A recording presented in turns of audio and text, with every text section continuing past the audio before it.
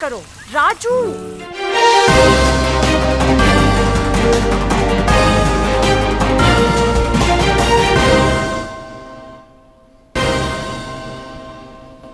प्रधानमंत्री ने भोपाल में 2 दिवसीय ग्लोबल इन्वेस्टर समिट का किया उद्घाटन। बिहार के भागलपुर से जारी करेंगे किसान सम्मान निधि की 19वीं किश्त। असम का भी करेंगे दौरा। विधानसभा का 27 मार्च तक चलने वाला बजट सत्र शुरू। राज्यपाल संतोष कुमार गंगवार ने विकास गतिविधियों का किया जिक्र। विकास और जन कल्याण का दोहराया संकल्प। केंद्रीय पर्यटन मंत्री ने पतरातू लेक रिजॉर्ट में की उच्च स्तरीय बैठक। बोले, झारखंड में पर्यटन विकास की असीम संभावनाएं। राज्यों को पर्यटन विकास के लिए दिया जा रहा है जरूरी सहयोग। और सांगठनिक चुनाव को लेकर प्रदेश भाजपा की होगी बैठक। वरिष्ठ नेता सुनील बंसल और संबित पात्रा होंगे शामिल। प्रदेश कांग्रेस प्रभारी संगठन को जोरदार बनाने की कवायद में जुटे।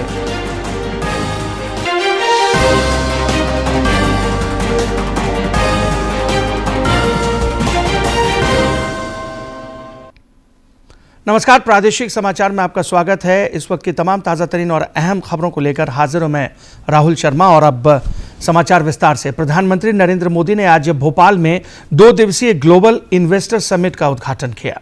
इस दौरान अपने संबोधन में प्रधानमंत्री ने देश में जारी विकास गतिविधियों की चर्चा की। प्रधानमंत्री ने कहा कि दुनिया की आज भारत पर नजर है। भारतीय अर्थव्यवस्था मजबूती के साथ आगे बढ़ रही है और देश विकास की नई गाथा लिख रहा है।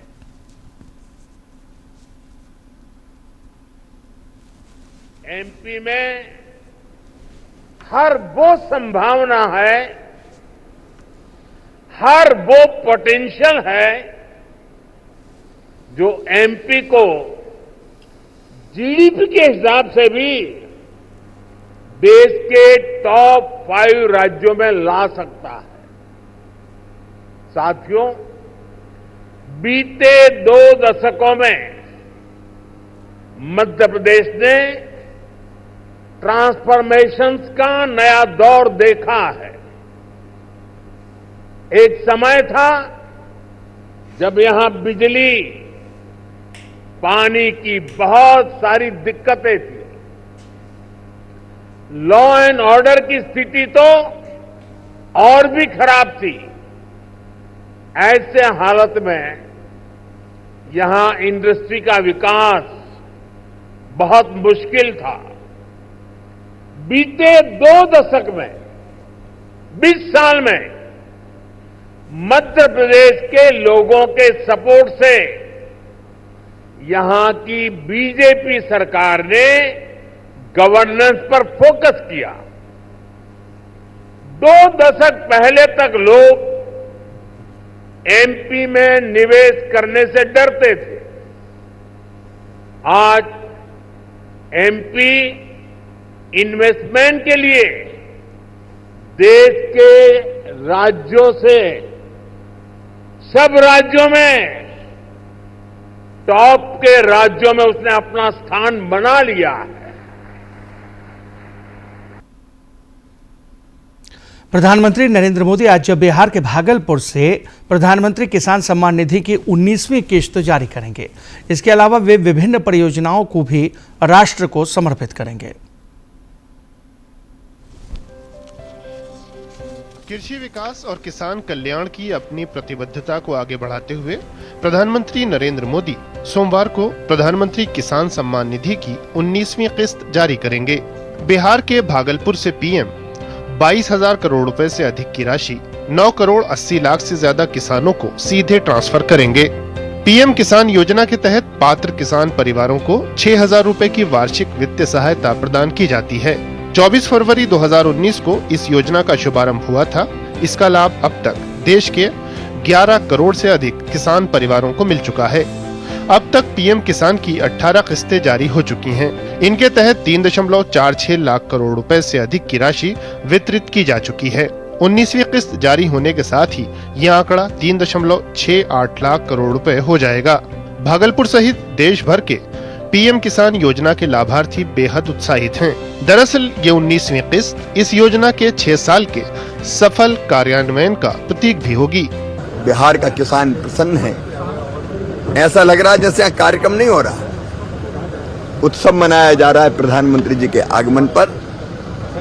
और ऐसा हो क्यों ना, चाहे मखाना बोर्ड का गठन हो, प्रधानमंत्री कृषि धन धान्य योजना हो, या विकास की अनेक सौगातें जो बिहार की तस्वीर और जनता की तकदीर भी बदल रही है और पूरे देश के किसानों की खेती को लाभ का धंधा बना रही है। सभी पात्र किसानों तक लाभ पहुंचाने के उद्देश्य से केंद्रीय कृषि मंत्रालय इस योजना से किसानों को जोड़ने के लिए सक्रिय रूप से निरंतर प्रयास कर रहा है। इसी का नतीजा है कि 19वीं किस्त पाने वाले किसानों की संख्या में वृद्धि हुई है। हम लोगों को जब नहीं मिलता था सहायता राशि तो किसान पूरा भटकता था, कर्ज लेकर के कहीं फंसरी लगा करके, तो अच्छा स्थिति उस समय नहीं था। जिस समय से प्रधानमंत्री जी ने किसान निधि योजना चलाया गया है तो हम लोगों को लाभ अच्छा मिला है। वो जो 2000 मिलता है वही से करते थे, खाद पानी वही से होता है। हम लोग का जो है कल उसी का प्रतीक्षा हो रहा है, जो किसानों के जो है खाते में एकदम मतलब ये किसी बिचौलिया भी इसमें बीच में नहीं आएगा, डायरेक्ट उसे किसान के खाते में आएगा। इससे काफी किसानों में उत्साह पूर्वक रहता है कि हमारे खाता में अकाउंट में आ रहा है। आज तक कोई दुनिया में नहीं था जो किसानों के प्रति कुछ सोचता था। सर, ये पहला मौका है जो सरकार किसानों के खाते में डायरेक्ट पैसा देता है, वो अपने आवश्यकता अनुसार काम को करते हैं। ये पैसा आ जाता है तो एकदम पैसा कम में आ जाता है, क्योंकि यूरिया का जरूरत होता है, सिंचाई का जरूरत है, ये सब जो दिक्कत होता है ये सब मतलब डायरेक्ट किसानों को फायदा होता है। किसान सम्मान निधि ने छोटे किसानों की जिंदगी बदल दी है। अंतर्राष्ट्रीय खाद्य नीति अनुसंधान संस्थान ने अपने अध्ययन में पाया कि इस योजना के तहत मिली धनराशि से किसानों के जीवन में बड़ा बदलाव आया है। किसानों को कर्ज की समस्याओं से उबरने में सहायता मिली है, साथ ही किसानों की जोखिम उठाने की क्षमता बढ़ी है। बिहार के भागलपुर में पीएम 10,000वें किसान उत्पादक संगठन FPO का उद्घाटन भी करेंगे। साथ ही मोतिहारी में राष्ट्रीय गोकुल मिशन के तहत निर्मित स्वदेशी नस्लों के लिए उत्कृष्टता केंद्र का शुभारंभ भी होगा। पीएम बरौनी में दुग्ध उत्पादन संयंत्र के उद्घाटन के साथ साथ कई परियोजनाओं का उपहार भी देंगे, जिनमें वारिसलीगंज नवादा तिलैया रेलखंड का दोहरीकरण शामिल है। Bureau report, DD news. राज्यपाल संतोष कुमार गंगवार के अभिभाषण के साथ ही झारखंड विधानसभा का बजट सत्र आज से शुरू हो गया है, जो 27 मार्च तक चलेगा। इस बार सदन की कुल 20 बैठकें होंगी। वित्त मंत्री राधाकृष्ण किशोर 3 मार्च को बजट पेश करेंगे। राज्यपाल संतोष कुमार गंगवार ने अपने अभिभाषण में विकास गतिविधियों पर चर्चा की और आगामी कार्यक्रमों का जिक्र किया। श्री गंगवार ने कहा कि राज्य के तेज विकास के लिए सरकार पूरी प्रतिबद्धता के साथ काम कर रही है। के दिलों में बसती है। हमारी सरकार इस जनादेश को शिरोधार्य मानकर प्रदेश की जनता को अपने हृदय से आत्मसात कर उनके कल्याण हेतु अनवरत कार्य कर रही है। हमारी सरकार ने राज्य की समस्त जनता के विकसित झारखंड के निर्माण के नए विजन और नए मिशन पर नई ऊर्जा, नए उत्साह, नए उमंग और नए संकल्प के साथ काम करना प्रारंभ कर दिया है। सर्वजन हिताय सर्वजन सुखाय के मूल मंत्र को लक्ष्य बनाकर झारखंड को हर क्षेत्र में देश का अग्रणी राज्य बनाने का संकल्प हमारी सरकार ने लिया है, जो आने वाले दिनों में सरकार के वचन और कर्म में स्पष्ट रूप से परिलक्षित होगा। हमारी सरकार की स्पष्ट सोच है कि राज्य के गरीब, किसान, नारी शक्ति, युवा जब तक सशक्त नहीं होंगे, समृद्ध झारखंड का स्वप्न पूरा नहीं होगा। इससे पहले कल विधानसभा के बजट सत्र में सत्ता पक्ष और विपक्ष ने अपनी रणनीति को लेकर अलग अलग बैठकें की। इंडी गठबंधन की बैठक में मुख्यमंत्री हेमंत सोरेन भी शामिल हुए और मंत्रियों और विधायकों को पूरी तैयारी के साथ सदन आने का सुझाव दिया। श्री सोरेन ने बजट सत्र में सभी की उपस्थिति पर भी जोर दिया।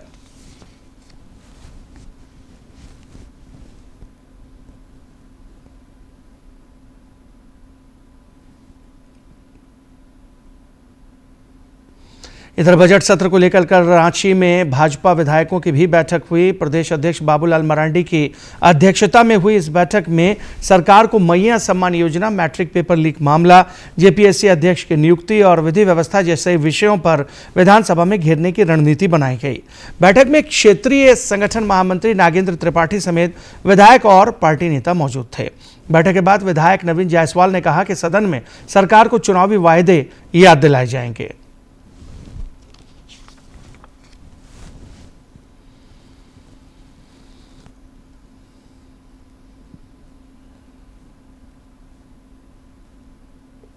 मैंडेट पाके सरकार निश्चिंत हो गई है। जनता को जो वादा उन्होंने किया था उसको भूल गई है। सभी वादे को और झारखंड की स्थिति परिस्थिति, नौजवानों के भविष्य के लिए मुखरता के साथ भारतीय जनता पार्टी विपक्ष की भूमिका में रहेगी और सरकार को कटघरे में खड़ा करके उनसे सवाल जवाब हम लोग करेंगे कि आपने जो जनादेश लिया है उस जनादेश का आप सम्मान कीजिए और जितने वादे हैं आप पूरा कीजिए। मुख्यमंत्री के निर्देश पर राज्य प्रवासी नियंत्रण कक्ष ने तेलंगाना के नागर कुर्नूल जिले में Srisailam lift bank canal tunnel हादसे में फंसे श्रमिकों के संबंध में तेलंगाना सरकार से संपर्क साधा है। एनडीआरएफ की टीम बचाव अभियान में जुटी है। इधर गुमला में श्रम अधीक्षक और जिला प्रशासन ने श्रमिकों की पारिवारिक जानकारी को सत्यापित किया, जिस दौरान परिजनों ने बताया कि सभी श्रमिक 3 से 4 वर्षों से तेलंगाना में कार्यरत थे। झारखंड दौरे के क्रम में केंद्रीय पर्यटन मंत्री गजेंद्र सिंह शेखावत ने कल रामगढ़ के पतरातू लेक रिजॉर्ट में पर्यटन विकास को लेकर उच्च स्तरीय बैठक की। इस दौरान उन्होंने कहा कि झारखंड में पर्यटन विकास की असीम संभावनाएं हैं। केंद्रीय पर्यटन मंत्री गजेंद्र सिंह शेखावत ने रामगढ़ के Patratu lake resort conference hall में राज्य के पर्यटन मंत्री सुदिव्य कुमार सोनू और पर्यटन विभाग के वरीय पदाधिकारियों के साथ पर्यटन विकास को लेकर अहम बैठक की। बाद में पत्रकारों से बातचीत करते हुए श्री शेखावत ने कहा कि झारखंड में पर्यटन विकास की असीम संभावनाएं हैं। उन्होंने कहा कि केंद्र सरकार द्वारा राज्यों को पर्यटन विकास के लिए जरूरी सहयोग किया जा रहा है। झारखंड में जो नेचर राज्य है, जहां प्रकृति ने वरद हस्त से, खुले हाथ से जो है वहां अपने सौंदर्य को लुटाया है। झारखंड में असीम अपार संभावनाएं हैं। केंद्रीय मंत्री ने कहा कि भारत की अर्थव्यवस्था तेजी से बढ़ रही है, जिसमें पर्यटन क्षेत्र का महत्वपूर्ण योगदान है। उन्होंने कहा कि साल 2047 तक भारत की अर्थव्यवस्था 4 गुना बढ़ने की उम्मीद है, जिसका 10% हिस्सा निश्चित रूप से टूरिज्म का होगा। 2047 तक आने वाले 23-24 साल में भारत की अर्थव्यवस्था 4 बार दुगनी होगी। 4 ट्रिलियन से 8 से 16 और 16 से 32 ट्रिलियन की अर्थव्यवस्था होगी। इस 32 ट्रिलियन की अर्थव्यवस्था का 10% हिस्सेदार जो है वो टूरिज्म निश्चित रूप से होगा। तो 3 ट्रिलियन की अर्थव्यवस्था जितनी आज भारत की टोटल इकोनॉमी है, लगभग उतना केवल टूरिज्म की इकोनॉमी होने वाली। बैठक के दौरान विभाग के वरीय अधिकारियों ने केंद्रीय मंत्री को रामगढ़ के रजरप्पा ईटखोरी के भद्रकाली, देवघर के बाबा धाम, राज्य के बौद्ध एवं जैन तीर्थ स्थल और पलामू के टाइगर रिजर्व जैसे कई पर्यटक स्थलों के बारे में विस्तार से जानकारी दी। केंद्रीय पर्यटन मंत्री ने पतरातू लेक में बोटिंग भी की। रामगढ़ से के तिवारी की रिपोर्ट। परिवहन मंत्री दीपक बिरुआ ने हिट एंड रन मामले को लेकर पदाधिकारियों से संवेदनशीलता बरतने का आग्रह किया है। उन्होंने चाईबासा में कहा कि ऐसे मामलों में मृतक के परिजनों को मुआवजा देने में कोई परेशानी न हो, इसका खास ख्याल रखा जाए। श्री बिरुआ ने सड़क दुर्घटनाओं की रोकथाम के लिए जरूरी उपाय करने का भी निर्देश दिया। इधर प्रदेश भाजपा के सांगठनिक चुनाव को लेकर आज राजधानी रांची में महत्वपूर्ण बैठक होने जा रही है। इस बैठक में पार्टी के राष्ट्रीय महामंत्री सुनील बंसल और सांगठनिक चुनाव के राष्ट्रीय सह प्रभारी डॉक्टर संबित पात्रा भी शामिल होंगे। इस दौरान प्रदेश भाजपा के सांगठनिक चुनाव की प्रक्रिया की समीक्षा की जाएगी। बैठक में सभी जिलों के चुनाव प्रभारी शामिल रहेंगे। कांग्रेस के नवनियुक्त प्रदेश प्रभारी के राजू झारखंड में पार्टी संगठन को धारदार बनाने की कवायद में जुट गए हैं। उन्होंने रांची में पत्रकारों से मुखातिब होने के दौरान कहा कि पार्टी के 12 विधायकों को राज्य के 24 जिलों और 4 मंत्रियों को 5 प्रमंडलों की जिम्मेदारी दी जाएगी। उन्होंने बताया कि ये विधायक और मंत्री जिलों में पार्टी पदाधिकारियों और कार्यकर्ताओं से बातचीत कर सरकार और संगठन के बीच सेतु का काम करेंगे।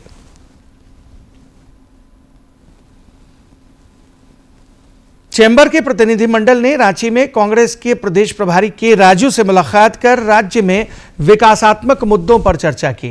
राज्य में पूंजी निवेश की संभावनाओं पर भी विमर्श हुआ। साथ ही प्रतिनिधिमंडल ने राज्य में बंद पड़ी खदानों को खोलने की दिशा में पहल करने का आग्रह किया। श्री राजू ने राज्य के विकास में व्यापार और उद्योग जगत की भूमिका को महत्वपूर्ण बताते हुए सुझावों पर जरूरी पहल करने का आश्वासन दिया।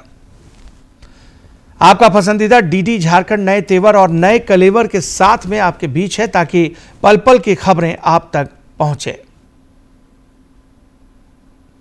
आपका अपना पसंदीदा डीडी झारखंड, गांव से लेकर कस्बों और शहरों तक की है धड़कन।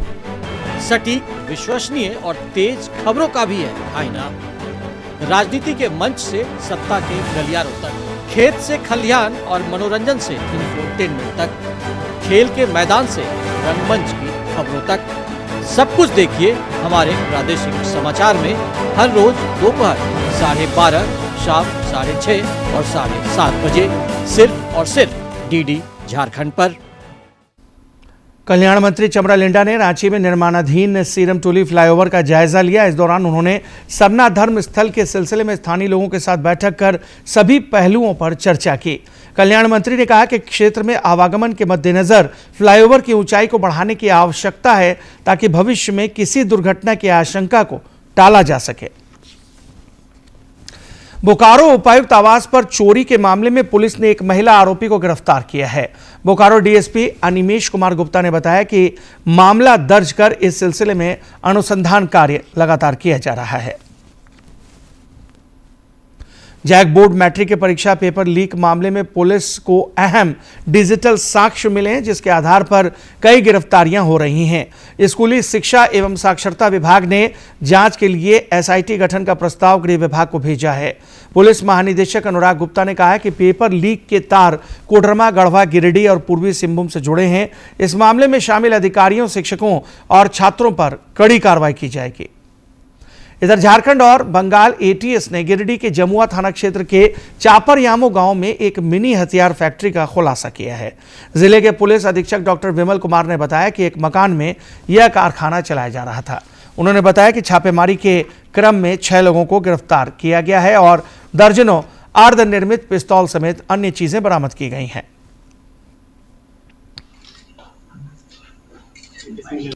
बैमुद्दीन के घर में छापामारी की गई और जहां से जो लोहे से बना 10 अर्धनिर्मित पिस्टल और जिसका कि बट का पार्ट अलग से 10 पीस बना हुआ, और वो जिस तरह से वो लोग बनाते हैं उसके मशीन और वो सारी चीजें हम लोगों को बरामद हुई, और जिसमें 6 लोगों की गिरफ्तारी अभी की गई है।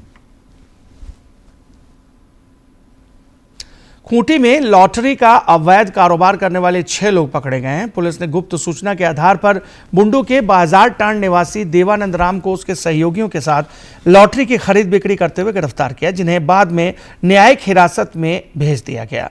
इस दौरान पुलिस ने नागालैंड की एक कंपनी का 50,000 रुपए का अवैध लॉटरी और नकद 51,000 रुपए बरामद किए। बरामद हुआ जो बंगाल का लॉटरी जो यहाँ झारखंड में मान्य अवैध है, झारखंड में लॉटरी अवैध है, उसको ला करके यहाँ सब विभिन्न जगहों में बुंडू एवं बुंडू अनुमंडल के अन्य जगहों में यहीं से सप्लाई करके बेच रहे थे। सभी को लॉटरी के टिकट एवं पैसे के साथ गिरफ्तार कर न्यायिक हिरासत में भेजा जा रहा है। दुनिया के सबसे बड़े धार्मिक और आध्यात्मिक प्रयागराज महाकुंभ के अब चंद दिन ही शेष रह गए हैं। 26 फरवरी को महाशिवरात्रि के अवसर पर पवित्र स्नान के साथ ही महाकुंभ संपन्न हो जाएगा। महाकुंभ के समापन में महज 3 दिन शेष हैं, लेकिन लोगों की आस्था बढ़ती ही जा रही है। महाकुंभ में पवित्र डुबकी लगाने वालों की तादाद करीब 62 करोड़ के पार हो चुकी है। रविवार को महाकुंभ में 1 करोड़ 32 लाख श्रद्धालुओं ने आस्था की डुबकी लगाई। उम्मीद की जा रही है कि महाकुंभ के बचे हुए 3 दिनों में स्नानार्थियों की कुल संख्या 65 करोड़ के पार हो जाएगी। मुख्यमंत्री योगी आदित्यनाथ के कार्यालय ने सोशल मीडिया मंच एक्स पर लिखा कि आस्था के आह्लाद, भारतीयता के जय घोष। महाकुंभ 2025 प्रयागराज में रविवार को 1 करोड़ 32 लाख से अधिक एवं अब तक 62 करोड़ 6 लाख से अधिक श्रद्धालु त्रिवेणी संगम में आस्था की डुबकी लगा चुके हैं। आज पवित्र स्नान का पुण्य लाभ प्राप्त करने वाले सभी पूज्य साधु संतों एवं श्रद्धालुओं का अभिनंदन। भगवान तीर्थराज प्रयाग की जय। आपको बता दें कि 13 जनवरी से शुरू हुए महाकुंभ का समापन 26 फरवरी को महाशिवरात्रि के दिन अंतिम स्नान पर्व से होगा। उधर महाशिवरात्रि को लेकर भी मेला प्राधिकरण की ओर से सभी जरूरी तैयारियां की जा रही हैं।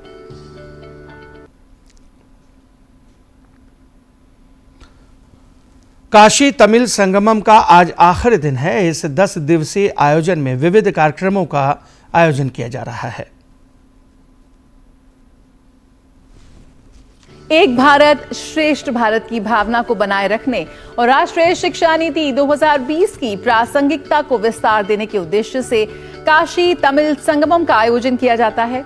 इस वर्ष 15 फरवरी से शुरू हुए इस आयोजन का आज अंतिम दिन है। इस आयोजन के तीसरे संस्करण की थीम या मुख्य आकर्षण के रूप में ऋषि अगस्त्य को स्वीकृत किया गया है। डॉक्टर नारायण दत्त मिश्र से संवाद के क्रम में IGNCA के वाराणसी केंद्र के निदेशक डॉक्टर अभिजीत दीक्षित ने क्या कुछ बताया विशेष, आइए जानते हैं। महर्षि अगस्त्य को केवल एक भाषा के विद्वान के रूप में हम नहीं जानते, बल्कि उनके व्यक्तित्व के कई आयाम हैं। वैज्ञानिक हैं, वो चिकित्सक हैं और साथ ही साथ योग को उन्होंने अलग रूप में रखा और एक युद्ध कला तक विकसित किया। इस बारे में आपके विचार और विस्तार से हमारे दर्शकों को आप बताएं। बिल्कुल सही है आपका प्रश्न, क्योंकि अगस्त्य ने प्रथम तमिल व्याकरण लिखा, लेकिन इसके साथ साथ उन्होंने एक विशिष्ट वैज्ञानिक पद्धतियों को लिया। कहा जाता है कि अगस्त्य संहिता में बिजली निर्माण के भी हमें अंश प्राप्त होते हैं। इसी के साथ साथ जो हम मॉडर्न सर्जरी की बात करते हैं, शल्य चिकित्सा की जब बात करते हैं, तो वेदों में विविध मंत्रों में हमें विश्पला की कहानी प्राप्त होती है। विश्पला का मूल कथानक जो है वह यही है कि विश्पला एक युद्ध नेत्री थी और उस युद्ध नेत्री का पैर जो है वह खंडित हो जाता है। तो अश्विनी कुमारों की सहायता से अगस्त्य मुनि उस पैर को ठीक करते हैं। इसमें हमें 2 चीज़ प्राप्त होती है कि जो हम आधुनिक भाषा में बोलते हैं वुमन एम्पावरमेंट। तो विश्पला एक युद्ध नेत्री के रूप में हमें ऋग्वेद में प्राप्त होती है। इसी के साथ साथ जो कृत्रिम लिम्ब, कृत्रिम पैर लगाने की जो प्रक्रिया है वह किस प्रकार वेदों में हमें सर्जरी के रूप में प्राप्त होती है, यह भी एक वैज्ञानिक रूप हमें अगस्त्य का मिलता है। राष्ट्रीय स्वयंसेवक संघ रांची महानगर द्वारा धुर्वा स्थित जगन्नाथपुर मैदान में शाखा महाकुंभ का आयोजन किया गया, जिसमें बड़ी संख्या में स्वयंसेवकों ने हिस्सा लिया। शाखा महाकुंभ के दौरान स्वयंसेवकों ने एकता और संगठन शक्ति का प्रदर्शन किया। उत्तर पूर्व क्षेत्र के प्रचारक रामनवमी प्रसाद ने कार्यक्रम को संबोधित करते हुए शताब्दी वर्ष के लिए तय किए गए लक्ष्यों की ओर स्वयंसेवकों का ध्यान आकृष्ट कराया। उन्होंने संघ के पंच प्राणों पर भी विशेष जोर दिया। साहिबगंज के बरहरवा थाना क्षेत्र में वन विभाग की बड़ी कार्रवाई करते हुए 38 पीस बोटा लकड़ी जब्त की गई है। यह कार्रवाई DFO प्रबल गर्ग के निर्देश पर हुई है।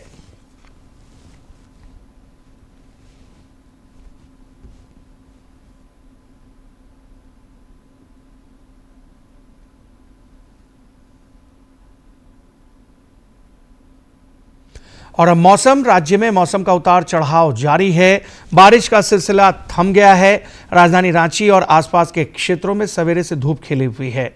मौसम विज्ञान केंद्र रांची के वैज्ञानिक अभिषेक आनंद ने बताया कि 26 फरवरी तक मौसम के शुष्क बने रहने की उम्मीद है, जबकि 27 और 28 फरवरी को आकाश में आंशिक रूप से बादल छाए रह सकते हैं। राज्य में फिलहाल न्यूनतम और अधिकतम तापमान सामान्य से अधिक चल रहा है। चैंपियंस ट्रॉफी क्रिकेट में भारत ने कल पाकिस्तान को 6 विकेट से करारी शिकस्त दी। दुबई में खेले गए मुकाबले में पाकिस्तान ने पहले बल्लेबाजी करते हुए 241 रन बनाए थे, जिसके जवाब में भारत ने विराट कोहली की शतकीय पारी के बदौलत मैच को 43वें ओवर में आसानी से जीत लिया। टीम इंडिया के वनडे में यह पाकिस्तान पर लगातार 7वीं जीत रही।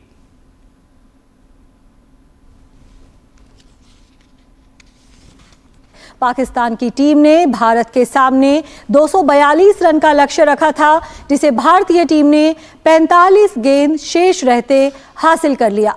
विराट कोहली ने भारत के लिए शतकीय पारी खेली, वहीं श्रेयस अय्यर ने 56 रन बनाए और शुभमन गिल ने 46 रन का योगदान दिया। तो भारतीय टीम ने एक शानदार जीत यहां पर दर्ज की है पाकिस्तान के खिलाफ चैंपियंस ट्रॉफी में। दुबई इंटरनेशनल स्टेडियम में यह मुकाबला खेला गया था और भारतीय टीम को पहले से ही फेवरेट माना जा रहा था, लेकिन एक करो या मरो का ये मुकाबला था पाकिस्तान टीम के लिए। लेकिन इस करो या मरो के मुकाबले में पाकिस्तान की जो टीम है जीत दर्ज करने में नाकाम रही। पाकिस्तान को यहां पर हार का सामना करना पड़ा भारत के खिलाफ और अब भारतीय टीम ने जहां सेमीफाइनल की ओर मजबूती से कदम बढ़ा दिया है, वहीं पाकिस्तान के ऊपर इस प्रतियोगिता से बाहर होने का खतरा मंडरा रहा है और पाकिस्तान चैंपियंस ट्रॉफी की मेजबान है, लेकिन पाकिस्तान पर अब इस प्रतियोगिता से बाहर होने का खतरा मंडरा रहा है। तो आईसीसी चैंपियंस ट्रॉफी में एक बड़ी जीत भारत ने दर्ज की है पाकिस्तान के खिलाफ। 6 विकेट से भारत ने शिकस्त दी है पाकिस्तान को और विराट कोहली ने एक विराट पारी आज खेली। विराट कोहली ने शतकीय पारी खेली इस मुकाबले में और भारत को एक बड़ी जीत दिलाई पाकिस्तान के खिलाफ। इधर चैंपियंस ट्रॉफी में पाकिस्तान को पस्त करने की खुशी में टीम इंडिया के प्रशंसक भी झूम उठे हैं। रांची में भी प्रशंसकों ने जमकर जीत का जश्न मनाया।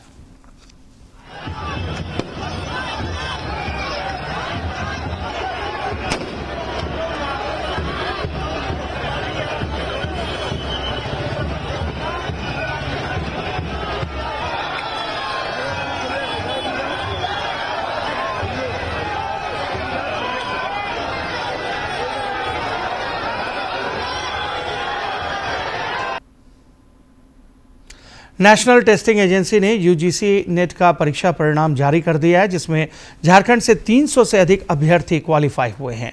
जमशेदपुर की अनीशा कौर 99.8 परसेंटाइल हासिल कर झारखंड टॉपर बनी हैं। रांची के आयुषी और अदिति ने भी परीक्षा में सफलता अर्जित की है। परीक्षा परिणाम 3 श्रेणियों में जारी हुए हैं, जिनमें जेआरएफ, नेट और पीएचडी एडमिशन शामिल हैं। यूजीसी नेट की परीक्षा 3 से 27 जनवरी के बीच आयोजित हुई थी।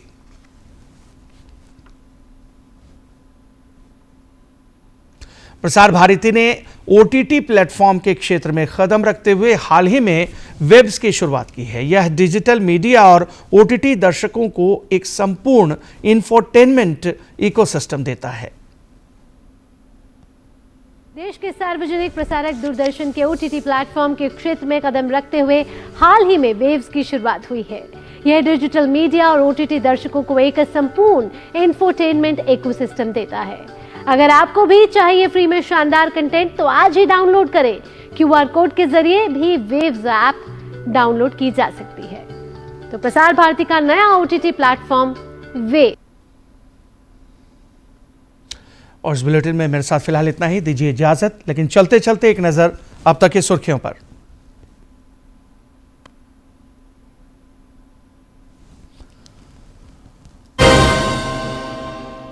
प्रधानमंत्री ने भोपाल में 2 दिवसीय ग्लोबल इन्वेस्टर समिट का किया उद्घाटन। बिहार के भागलपुर से जारी करेंगे किसान सम्मान निधि की 19वीं किश्त। असम का भी करेंगे दौरा। विधानसभा का 27 मार्च तक चलने वाला बजट सत्र शुरू। राज्यपाल संतोष कुमार गंगवार ने विकास गतिविधियों का किया जिक्र। विकास और जन कल्याण का दोहराया संकल्प। केंद्रीय पर्यटन मंत्री ने पतरातू लेक रिजॉर्ट में की उच्च स्तरीय बैठक। बोले झारखंड में पर्यटन विकास की असीम संभावनाएं। राज्यों को पर्यटन विकास के लिए दिया जा रहा है जरूरी सहयोग। और सांगठनिक चुनाव को लेकर प्रदेश भाजपा की होगी बैठक। वरिष्ठ नेता सुनील बंसल और संबित पात्रा होंगे शामिल। प्रदेश कांग्रेस प्रभारी संगठन को धारदार बनाने के कवायद में जुटे।